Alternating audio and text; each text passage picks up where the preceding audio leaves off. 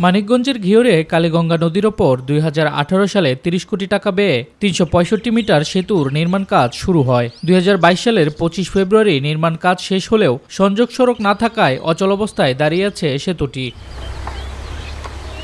ফলে বর্ষা ও শুষ্ক মৌসুমে ভোগান্তি পোহাতে হচ্ছে ঘিওর দৌলতপুর উপজেলার 50 গ্রামের মানুষকে। সংযোগ সড়কের অভাবে সেতুর সুবিধা থেকে বঞ্চিত হচ্ছে গ্রামাঞ্চলের মানুষগুলো। কোনো রাস্তাঘাট নাই, আমাকে মা বিদ্যুৎ পশুপ্রধান উঠলে আমাকে মরণ। বৃষ্টি হইলে এবারে আমাদের অনেক সুবিধা হয় ভাই, আমরা চলাফেরা করতে আরাম পাই।